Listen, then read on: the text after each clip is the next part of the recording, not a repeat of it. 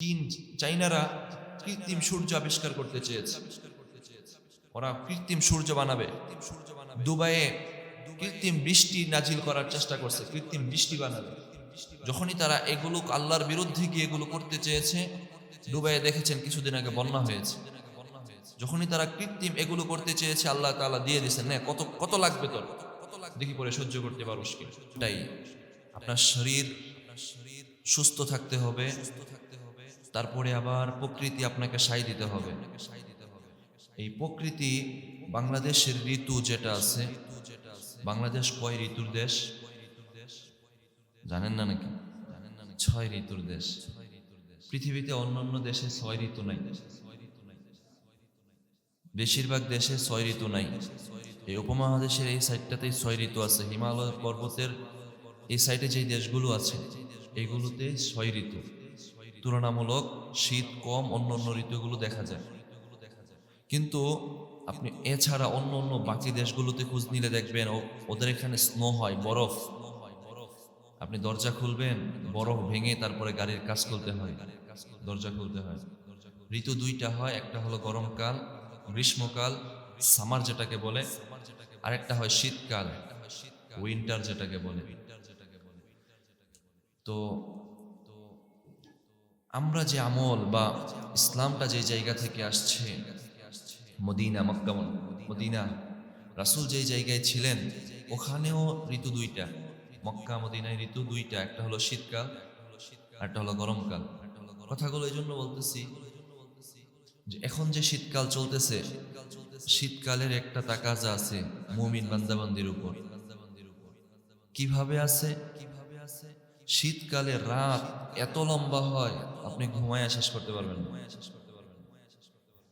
ঘুমিয়ে শেষ করতে পারবেন না। এজন্যে সাহাবায়ে কারাম, সালফে সালেহিনগণ শীতকালকে গনিমত মনে করতেন যে এত লম্বা রাত, আমি রাতের শেষে ইবাদত করব, তাহাজ্জুদ করব। রাত লম্বা, ঘুমিয়ে ক্লান্ত হয়ে যাব, তৃপ্ত হবে আমার ঘুম। আর দিন হয় ছোট, দিন ছোট হওয়াতে রোজা রাখা সহজ হয়ে যায়। দিন ছোট হওয়াতে রোজা রাখা সহজ হয়। গরমকালে যেমন পিপাসা লাগে, শীতকালে তেমন পিপাসা লাগে না। এই জন্য সালফে সালেহিনগণ, সাহাবায়ে কারাম এই শীতকালকে নিয়ামত মনে করতেন। এই শীতকাল এখন আমাদের মাঝে আসছে, ধরা দিচ্ছে, তাই না? এজন্য শীতকালটাকে মুমিনের বসন্তকাল মনে করা যায়। বসন্তকালে যেমন প্রকৃতি এটা নতুন ফুলে সুসজ্জিত হয়, এটাকে প্রকৃতির রাজা বলা হয়। তো শীতকালটাকেও মুমিনের বসন্তকাল হওয়া চাই, আমলের বসন্তকাল হওয়া চাই। অন্য অন্য সময় যেমন আমল ছিল, শীতকালে আমল যেন বেশি হয়। আজকে ইনশাআল্লাহ সেই সম্পর্কে কিছু কথা আরোজ করবো ইনশাআল্লাহ। এই যে ঋতু পরিবর্তন হচ্ছে, একটার পর একটা ঋতু আসছে, শীতকাল আসতেছে, বললাম যে দুইটা ঋতু। অন্য অন্য দেশে বা আল্লাহর গণনায়, আল্লাহর কাছে, মানুষের কাছে ঋতু দুইটা, বা আমরা 6টা পালন করি, 6টা আমাদের কাছে আছে। তো ঋতু 6টা হলেও দুইটা বেশি পরিচিত, একটা হলো শীতকাল আর গরমকাল। এই ব্যাপারে আল্লাহ কোরআনেও একটা আয়াত নাযিল করেছে, এই দুই ঋতুর কথা বলে। কোনটা? আল্লাহ বলেন, বিসমিল্লাহির রহমানির রহিম, لإيلاف قريش إيلافهم رحلة الشتاء والصيف। আল্লাহ বলেন লিইলাফি কুরাইশ, যেহেতু কুরাইশের লোকেরা অভ্যস্ত, ইলাফিহিম রিহলাতাশ শিতাই ওয়াস-সাইফ, গ্রীষ্মকালে এবং শীতকালে তারা ভ্রমণ করতে অভ্যস্ত। কুরাইশের লোকেরা, মক্কার লোকেরা ইয়ামানে এবং শামে ব্যবসার জন্য যাইত। ব্যবসার জন্য যখন যাইত তখন শীতকাল এবং গরমকাল এটা খেয়াল করে যাইত। আল্লাহ বলতেছেন কুরাইশের লোকেরা অভ্যস্ত শীত এবং গরমকালে ভ্রমণ করতে, সফরের জন্য, ব্যবসার জন্য ভ্রমণ করত এই দুই সিজনে, শীত এবং গরম, গ্রীষ্ম এবং শীতকাল। আল্লাহ তাআলা এই দুই ঋতুর কথাই বলেছেন। 6টা ঋতু হলেও কথা বলেছেন দুইটা। এই যে পরিবর্তনটুকু হয়, এসবটুকুর মাঝে আল্লাহ তাআলার নিদর্শন ফুটে ওঠে না? দুনিয়ার কেউ চাইলে কি ঋতু পরিবর্তন করতে পারবে? কেউ পারবে না, কেউ পারবে না। চাইনারা কৃত্রিম সূর্য আবিষ্কার করতে চেয়েছে, ওরা কৃত্রিম সূর্য বানাবে। দুবাইয়ে কৃত্রিম বৃষ্টি নাজিল করার চেষ্টা করছে, কৃত্রিম বৃষ্টি বানাবে। যখনই তারা এগুলো আল্লাহর বিরুদ্ধে গিয়ে এগুলো করতে চেয়েছে, দুবাইয়ে দেখেছেন কিছুদিন আগে বন্যা হয়েছে। যখনই তারা কৃত্রিম এগুলো করতে চেয়েছে, আল্লাহ তাআলা দিয়ে দিয়েছেন, না কত কত লাগবে তোর, দেখি পরে সহ্য করতে পারোস কি। এগুলো সবগুলোর মাঝে আল্লাহ তাআলার নিদর্শন ফুটে ওঠে। এই দিন রাতের পরিবর্তন, ঋতুর পরিবর্তন, এগুলো আল্লাহ তাআলার নিদর্শন। আল্লাহ বলেন ইউলিজুল লাইলা ফিন নাহারি ওয়া ইউলিজুন নাহারা ফিল লাইল ওয়া সাখখারাশ শামসা ওয়াল কমার কুল্লুন ইয়াজরি লিআজালিন মুসাম্মা। আল্লাহ বলেন ইউলিজুল লাইলা ফিন নাহারি ওয়া ইউলিজুন নাহারা ফিল লাইল, রাতকে দিনের মধ্যে প্রবেশ করানো এবং দিনকে রাতের মধ্যে প্রবেশ করানো। ওয়াসাখখারাল লাইলা ওয়ান নাহার, এবং রাত দিনের এই অনুগামী হওয়া। ওয়াসাখখারাশ শামসা ওয়াল কমার কুল্লুন ইয়াজরি লিআজালিন মুসাম্মা, এই যে সূর্য চলতেছে, চন্দ্র চলতেছে, দিন এবং রাত, রাতের পরে দিন আসতেছে, এগুলো সব কিছু একটা নির্দিষ্ট সময় দেয়া আছে। শীতকাল এতটুকু সময় থাকবে, তারপরে গরমকাল আসবে। দিন এত সময় থাকবে, তারপরে রাত আসবে। এটা আল্লাহ তাআলা বলতেছেন এগুলো আমার নিদর্শন। এই নিদর্শনের মাঝে বুদ্ধিমানের জন্য আল্লাহ তাআলার পক্ষ থেকে বুঝার জিনিস আছে।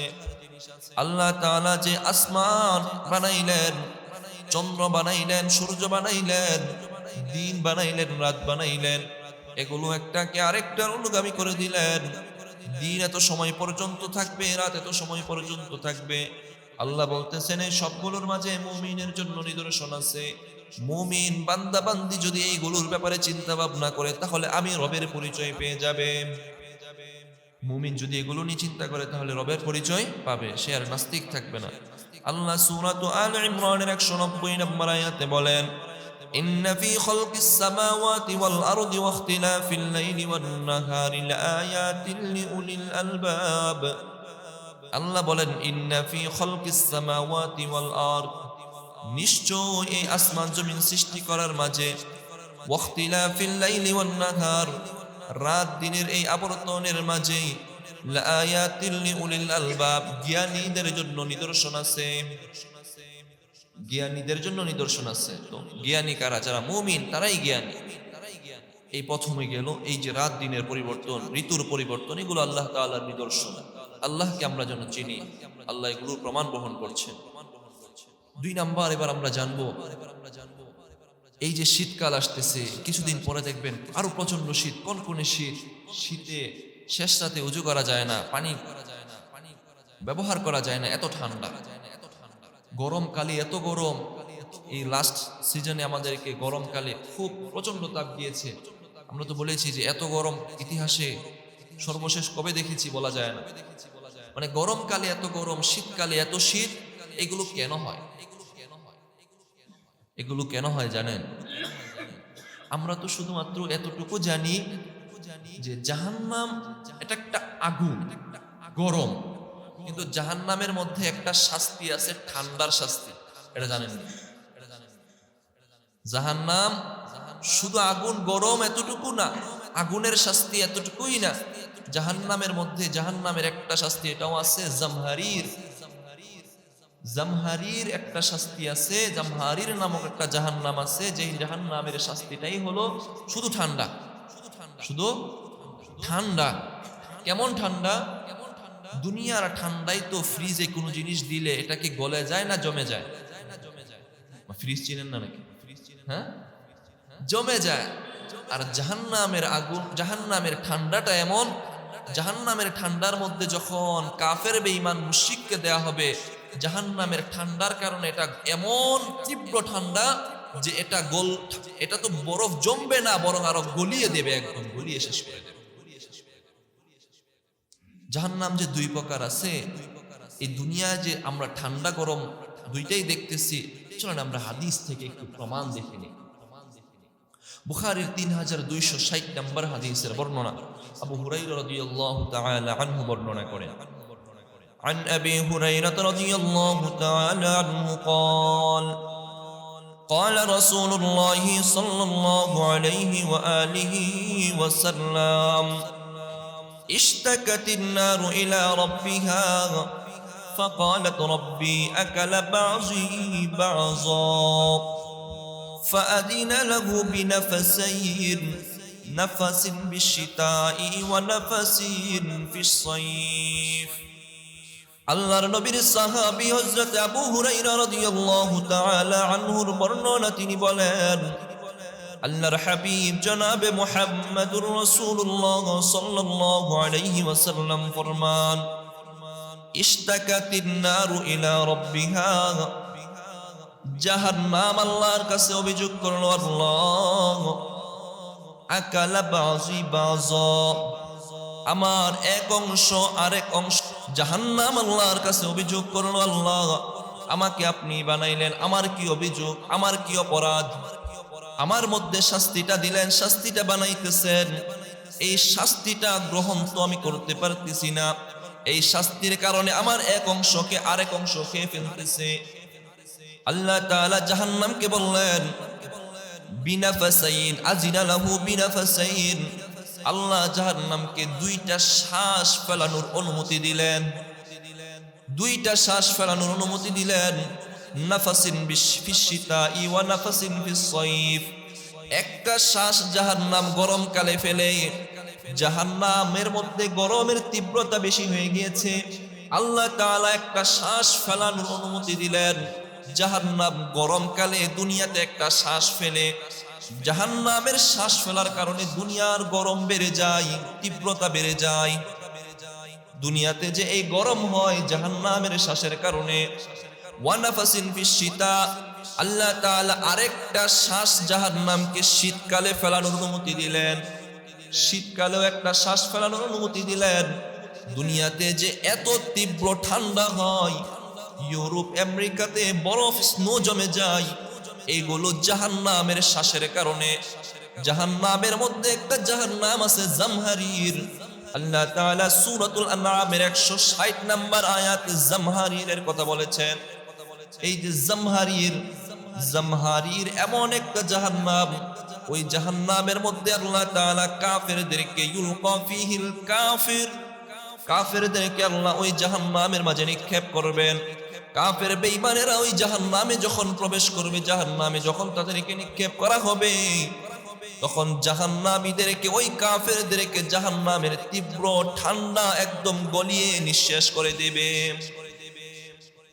কত ঠান্ডা হবে এই জামহারির জাহান্নামের দুইটা ধরন একটা গরম আর একটা ঠান্ডা এই ঠান্ডা দিয়ে আছে জানতেন আগে এই যে দুনিয়াতে ঠান্ডা বেশি হয় এটাও জাহান্নামের শ্বাসের কারণে এই পরিবর্তনটা জাহান্নামের শ্বাসের কারণে আল্লাহ তাআলা এগুলোর মাঝে সবগুলো রেখে দিয়েছেন মুমিনের জন্য নিদর্শন মুমিন বুঝবে মুমিন ফিরে আসবে রবের দিকে ফিরবে রবের দিকে সে ফিরবে দেখেন বলছিলাম রাত এত লম্বা রাত আপনি যদি 7টায় আশার নামাজ শেষ করে 7:30 8টায়ও ঘুমিয়ে যান 8টা থেকে 5টায় ফজরের ওয়াক্ত শুরু হয় 5টা 4 5 6 তো এই সময় কত ঘন্টা এদিকে 5 আর 4 ঘন্টা 9 ঘন্টা সময় আপনি ঘুমাইতে দরকার হবে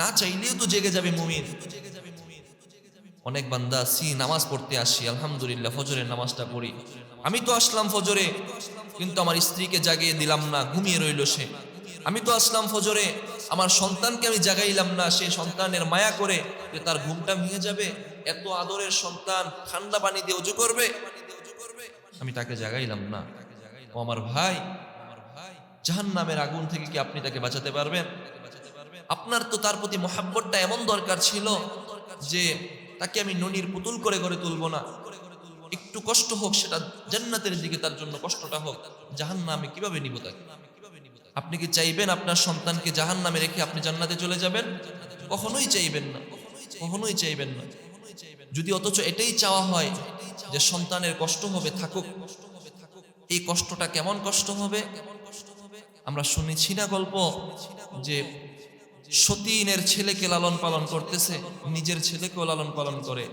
এখন সতীনের ছেলেকে সবসময় কুলে নিয়ে রাখে, সতীনের ছেলেকে কুলে রাখে আর নিজের ছেলেকে হাঁটায়। সব মানুষ চিন্তায় পড়ে গেল, কিরে নিজের ছেলেকে হাঁটাইয়ে কষ্ট করাইতেছে, হাঁটলে পড়ে যায়, ব্যথা পায়, কিন্তু সতীনের ছেলেকে সবসময় কুলে রাখে, কারণটা কি? একজনকে জিজ্ঞাসা করলো, সতীনের ছেলের প্রতি তোমার এত মহাব্বত কেন? নিজের ছেলের তো দেখা যায় হাঁটাও, ব্যথা পায়, সে তাকে কষ্ট দেওয়াচ্ছ, নিজের ছেলেকে কুলে নেও না, সতীনের ছেলেরে সবসময় কুলে রাখো, এটার কারণ কি?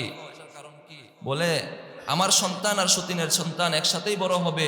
এখন যদি আমার সন্তান ব্যথা পাক কিন্তু হাঁটা শিখবে, সে সক্ষম হবে, কাজ করতে সক্ষম হবে, আর সতীনের ছেলেরে কোলে নিয়ে রাখতেছি, সে হাঁটা শিখবে না, সমাজে একটা পঙ্গু হয়ে বড় হবে।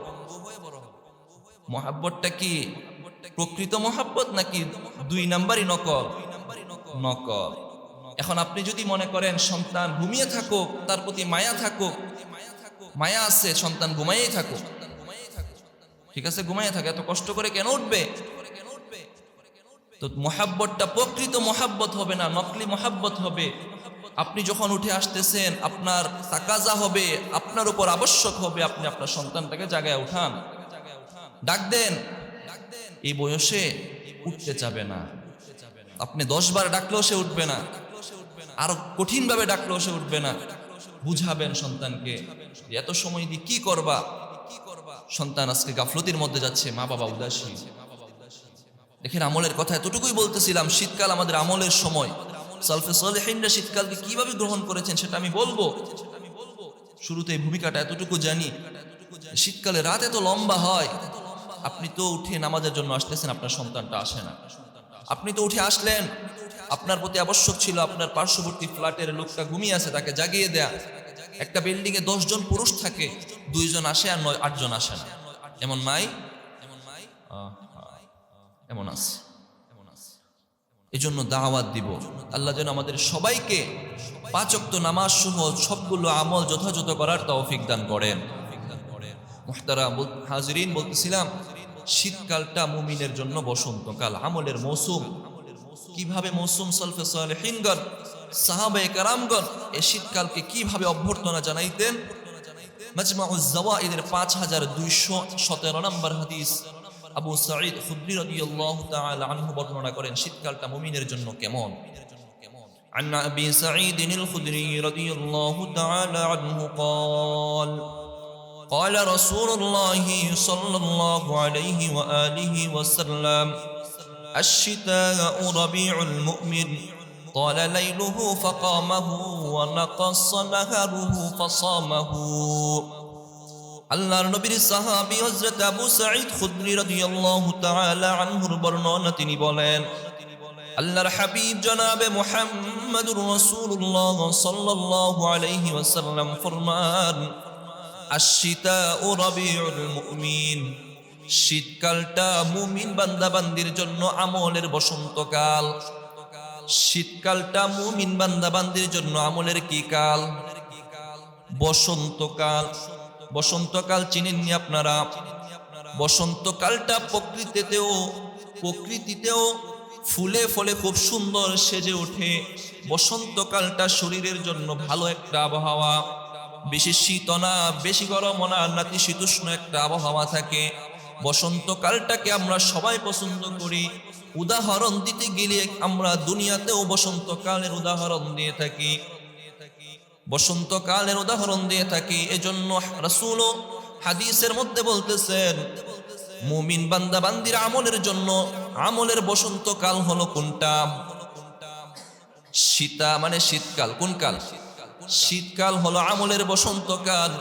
কিভাবে আমলের বসন্তকাল? অপর এক হাদিসে আল্লাহর হাবিব সাল্লাল্লাহু আলাইহি ওয়াসাল্লাম ফরমান, ক্বালা লাইলুহু ফাকামাহু, শীতকালটা মুমিনের জন্য বসন্তকাল এইভাবে যে শীতকালে রাত্রি লম্বা হয়। ক্বালা লাইলুহু ফাকামাহু, রাত্রি লম্বা হয়, এজন্য মুমিন বান্দা বান্দি রাতের শেষে দাঁড়িয়ে নামাজ পড়তে পারে।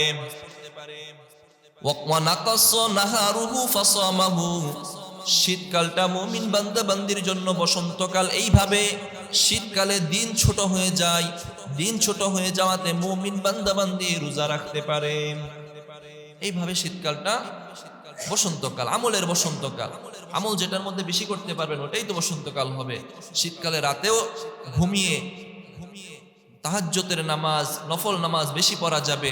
দিন ছোট হওয়াতে আমার পিপাসা বেশি লাগবে না, তো আমি রোজা বেশি রাখতে পারবো, রোজা রাখতে পারবো। এটাই তো আমলের বসন্তকাল হলো। এবার আমরা জানবো সালফে সালেহিনগণ এই শীতকালটাকে কিভাবে অভ্যর্থনা জানাইতেন। ওমর রাদিয়াল্লাহু তাআলা আনহু শীতকাল আসলে কি বলতেন? মাজমাউজ লাতাইফুল মাআর, মুসান্নিফ ইবনে শাইবা 34467 নম্বর হাদিস। ওমর রাদিয়াল্লাহু তাআলা আনহুর একটা উক্তি এখানে উল্লেখ করা হয়েছে। ওমর রাদিয়াল্লাহু আনহু শীতকাল আসলে কি বলতেন? قال عمر بن الخطاب رضي الله تعالى عنه الشتاء غنيمة المؤمن خليفة المسلمين عمر رضي الله تعالى عنه শীতকালটাকে মুমিনের জন্য গনিমত মনে করতেন, গনিমত স্বরূপ মনে করতেন। গনিমত যুদ্ধের মাঝে কাফের মুশরিকদের থেকে যে প্রাপ্য সম্পত্তি হয়ে থাকে, প্রাপ্য জিনিস হয়ে থাকে, এটাকে গনিমত বলা হয়। অনেক দামি সম্পদ যেটা আপনি বিনা পুঁজিতে পাবেন, গনিমত। মুমিনের জন্য শীতকালটাও তেমন গনিমত। ওমর রাদিয়াল্লাহু তাআলা আনহু শীতকালটাকে গনিমত মনে করতেন। আরেকজন সাহাবী আব্দুল্লাহ ইবনে মাসউদ রাদিয়াল্লাহু তাআলা আনহু, তিনিও শীতকালটাকে গনিমত মনে করতেন। কেমন গনিমত মনে করতেন? লাতাইফুল মাআরিফের 327 নম্বর হাদিস। আব্দুল্লাহ ইবনে মাসউদ রাদিয়াল্লাহু তাআলা আনহু বলেন, শীতকাল আসলে আমি বলতাম মারহাবান বিশ-শিতা তানজিলু ফীহিল বারাকাহ ক্বালা লাইলুহু তাবিলুন ফাকুমতু ওয়া নাহারুহু কাসীরুন ফাসুমতু। আব্দুল্লাহ ইবনে মাসউদ রাদিয়াল্লাহু তাআলা আনহু শীতকাল যখনই আসতেন শীতকালকে অভ্যর্থনা জানাইতেন। মারহাবান বিশ-শিতা, হে শীতকাল তোমাকে অভ্যর্থনা, অভিবাদন। ইয়ানজিলু ফীহির রাহমাহ, এই শীতকালে আল্লাহর পক্ষ থেকে রহমত অবতীর্ণ হয়, আল্লাহর পক্ষ থেকে রহমত অবতীর্ণ। এই শীতকালে লাইলুহু তাবিলুন ফাকুমতু, এই শীতকালে রাত লম্বা হয়, আমি রাতে দাঁড়িয়ে নামাজ পড়তে পারি। আর ওয়া নাহারুহু কাসীরুন ফাসুমতু, এবং দিন ছোট হয় এই জন্য আমি দিনে রোজা রাখতে পারি। রাত লম্বা হয়, নামাজ পড়তে পারে, আর দিন ছোট হয়, দিনে রোজা রাখতে পারে। এই জন্য শীতকালকে অভ্যর্থনা জানাইতে। আমরা তো আজকে শীতকাল আসে যায়, গরম আসে যায়, অভ্যর্থনা জানানো তো কখনোই প্রশ্নই আসে না। অভ্যর্থনার বিষয়টা রিয়েলাইজ হবে, উপলব্ধি হবে তখন যখন আপনি দেখবেন যে আরে গরমকাল আসলে আমার রোজাতে একটু কষ্ট হয়ে যাইতেছে। আমি তো সবসময় রোজা রাখি, আমি তো সবসময় তাহাজ্জুদ করি, গরমকালে আমি শেষ রাতে সময় কম পাই, কিন্তু শীতকালে আসলে একটু বেশি পাই, শীতকালে বেশি পাই। দেখবেন যারা মিস্ত্রি আছে, রোজে কাজ করে, বেলায় কাজ করে, তারা শীতকাল আসলে খুশি। দিন ছোট হয়, তাদের সময়টা দ্রুত চলে যায়, টাকা কিন্তু সমান। টাকা সমান না, কারো উপর যদি চলে যায়, এমন আমি বোঝার জন্য উদাহরণ দিচ্ছি শুধু। একজন মিস্ত্রি যদি এটা বুঝে যে আমার সময়ের একটা হিসাব আছে, যে শীতকালে সময় কম হলে টাকা তো সমান, কিন্তু গরমকালে আমার একটু কষ্ট বেশি হইতেছে, আমার কাজের সময়, ওয়ার্কিং টাইমটা আমার বেশি, শীতকালে কম, এই হিসাবটা যদি সে বুঝে, আমি আপনি মুমিন কেন বুঝবো না যে শীতকালে আমার ইবাদতের সময়টা বেশি, ফজিলত বেশি, আমার সওয়াবের সময়টা অনেক বেশি। যদি বেশি মনে করি তাহলেই তো অভ্যর্থনা জানাতে হবে, অভ্যর্থনা আমি জানাবো। আর যদি মনে করি না, আগেও ঘুমাইতাম এখনো ঘুমাচ্ছি, আগেও 5 ওয়াক্তের বাহিরে নামাজ নাই আমার, এখনো নাই, তাহলে তো আর অভ্যর্থনা জানানোর বিষয়টা আসবে না। সাহাবায়ে কেরাম শীতকালটা যখন চলে যাইতেন কান্না করতেন। কেন?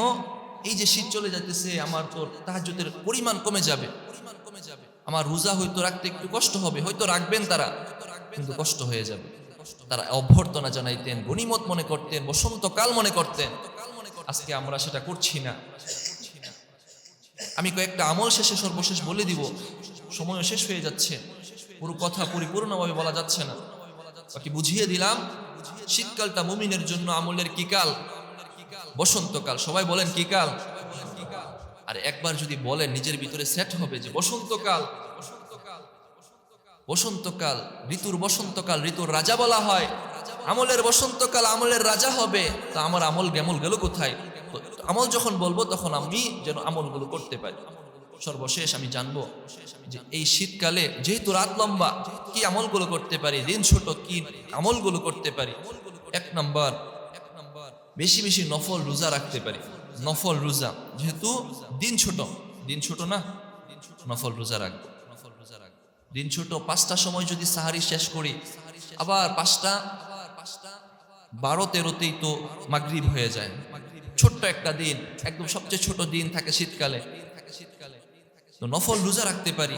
নফল রোজার ক্ষেত্রে তিরমিজির 797 নম্বর হাদিস আমির বিন মাসউদ রাদিয়াল্লাহু তাআলা আনহু বর্ণনা করেন। عن عامر بن سعيد رضي الله تعالى عنه قال قال رسول الله صلى الله عليه وسلم الغنيمة الباردة الصوم في الشتاء। আল্লাহর হাবিব সাল্লাল্লাহু আলাইহি ওয়াসাল্লাম ফরমান, আল গনিমাতুল বারিদাতু আস-সাওমু ফিশ শিতা, সবচেয়ে উত্তম গনিমত হলো শীতকালে। আস-সাওম ফিশ শিতা, শীতকালে রোজা রাখা। শীতকালে রোজা রাখা এটা হলো উত্তম গনিমত, যেটা আপনার সহজে অর্জন হয়। রোজা রাখা শীতকালে সহজ হয়ে যায়, দিনটা ছোট হয়ে যায়। আপনি প্রথমত নফল রোজা রাখতে পারেন। 2 নম্বরে যেহেতু রাত লম্বা, তাহাজ্জুদের নামাজের আমল করতে পারেন, তাহাজ্জুদের নামাজ পড়তে পারেন। সুনানে কুবরা লিল বাইহাকির 8456 নম্বর হাদিসের বর্ণনা। عن أبي هريرة رضي الله تعالى عنه قال قال رسول الله صلى الله عليه وآله وسلم ألا أدلكم على الغنيمة الباردة। আল্লাহর হাবিব সাল্লাল্লাহু আলাইহি ওয়াসাল্লাম একদিন বললেন, আলা আদুল্লুকুম আলাল গনিমাতিল বারিদা, আমি কি তোমাদেরকে উত্তম গনিমতের ব্যাপারে বলে দেব কিনা? ক্বালু নাম ইয়া রাসূলুল্লাহ। সাহাবায়ে কেরাম বললেন, ইয়া রাসূলুল্লাহ, ইয়া হাবিবাল্লাহ, উত্তম গনিমতটা কি আমাদেরকে বলে দেন। ক্বালান নবী সাল্লাল্লাহু আলাইহি ওয়াসাল্লাম আশ-শিতাউ আস-সাওমু ফিশ শিতা। রাসূল সাল্লাল্লাহু আলাইহি ওয়াসাল্লাম বললেন, শীতকালে রোজা রাখা এটা হলো উত্তম গনিমত, আর শেষ রাতে তাহাজ্জুদ পড়া এটা হলো উত্তম গনিমত। শীতকালে রোজা রাখা আর শেষ রাতে তাহাজ্জুদ পড়া।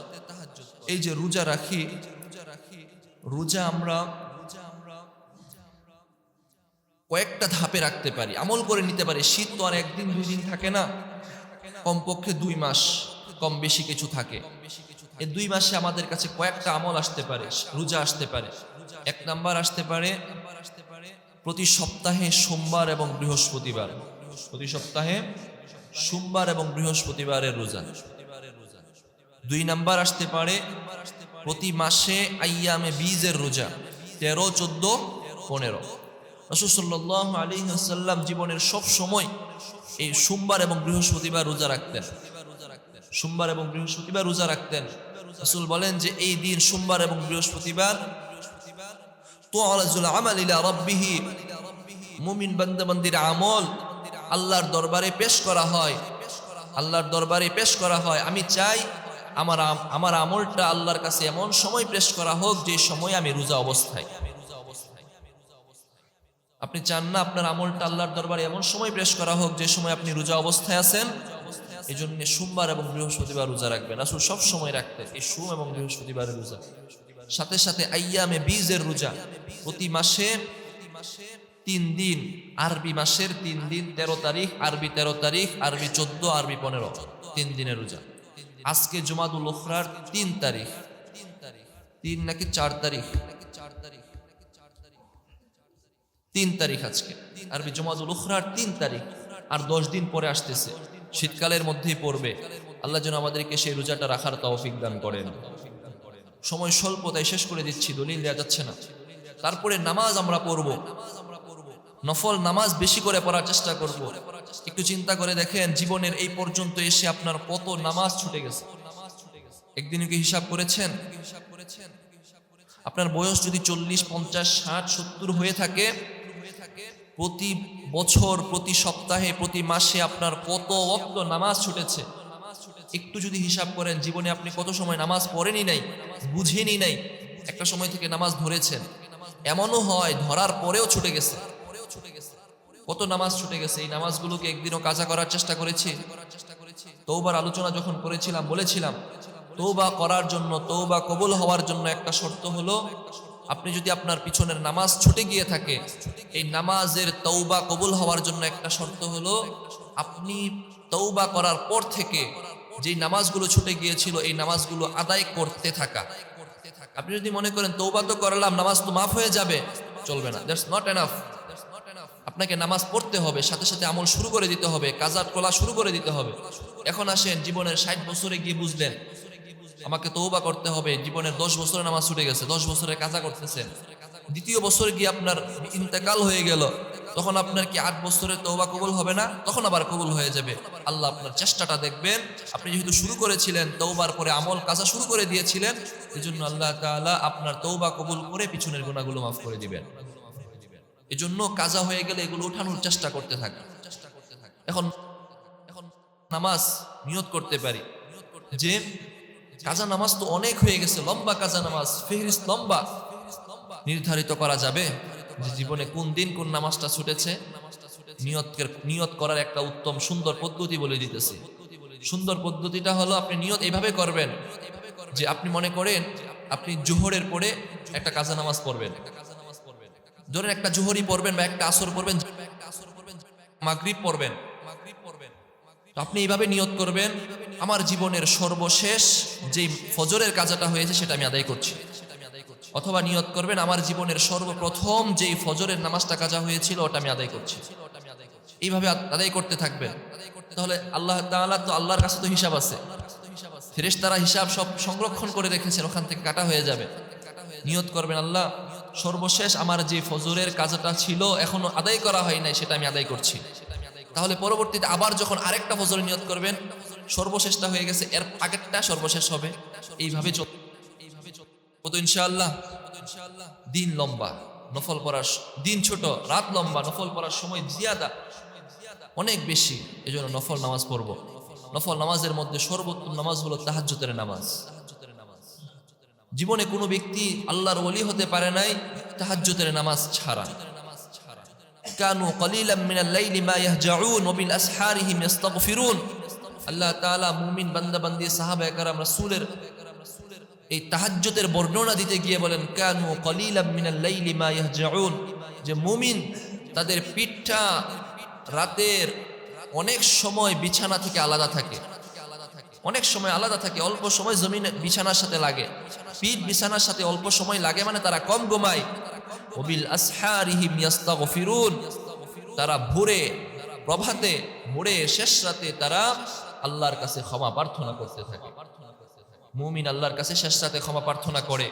শেষ রাতের ক্ষমার ফজিলত আছে অনেক, অনেক ফজিলত। বুখারীর 6321 নম্বর হাদিস, রাসূল বলেন, শেষ রাতে আল্লাহ তাআলা প্রথম আসমানে এসে ডাকতে থাকেন, আলা মিন মুস্তাগফিরিন ফাআগফির লাহ, আলা মিন মুস্তারজিকিন ফাআরযুক লাহ। আছো কি কোনো ক্ষমা প্রার্থনাকারী বান্দা? ক্ষমা চাও, ক্ষমা দরকার আছে, এমন কে আসো? গুনাহ হয়ে গেছে তোমার, আমার কাছে ফিরে আসো, আমি তোমার গুনাহ ক্ষমা করে দেব। আর আমি উদাসীন, ঘুমাচ্ছি, আমার পরিবার ঘুমাচ্ছে, আমার সন্তান ঘুমাচ্ছে, আমার কোনো চিন্তাই নেই, আমার কোনো চিন্তাই নেই। মুহতারাম হাজিরিন, শীতকালে আমল বাড়িয়ে দিতে হবে। সাথে সাথে আরেকটা আমল করতে পারি, সমাজে মানব সেবামূলক কাজ যেটা আছে। শীতকালে অনেক মানুষ দরিদ্রতার কারণে পোশাক কিনতে পারে না। শীতের কষ্টে রাস্তায়, ফুটপাতে অনেক মানুষ কাঁথা, কম্বল, শীতের পোশাক ব্যতীত শীতে থরথর করে কাঁপতে থাকে। আপনি একটা কাপড়, একটা পোশাক তাকে দিতে পারেন, কোনো মিটিং মিছিল করে না। শীতকাল আসলে দেখা যায় একটা কম্বল দিতেছে, মানে কাকে কম্বল দিতেছে এটা বোঝা মুশকিল, মানে এমন ভাবে দিয়ে ছবিটা উঠাচ্ছে। নির্বাচন আসতেছে না তো দিবে, দিয়ে ছবি উঠাবে, এখন কে দিতেছে কে গ্রহণ করতেছে সেটা বোঝা মুশকিল হয়ে যায়। যাকাত দিতে হবে গোপনে, সদাকা করতে হবে গোপনে। আপনার সদাকা ওই সময় আল্লাহর দরবারে উত্তম ভাবে কবুল হবে যখন ডান হাতে দিবেন, বাম হাতে জানবে না। মানুষকে দিবেন, দিলে ফজিলত আছে, দিলে উত্তম ফজিলত আছে। কাউকে যদি আপনি দুনিয়াতে একটা সামান্য পোশাক দেন, পোশাক তার পরিধান করার পোশাক নাই, তাহলে আল্লাহ তাআলা আপনাকে জান্নাতের উত্তম পোশাক পরিধান করাবেন। কেউ খেতে পারছে না, অভাব আছে, আপনি তাকে অল্প কিছু খাবারের ব্যবস্থা করে দিলেন, তাহলে আল্লাহ তাআলা আপনাকে জান্নাতের উত্তম নিয়ামতের খাবার খাইয়েবেন। আপনি যদি পিপাসার্ত কাউকে একটু পানি পান করান, আল্লাহ তাআলা আপনাকে জান্নাতের সুমিষ্ট উত্তম পানি পান করাবেন।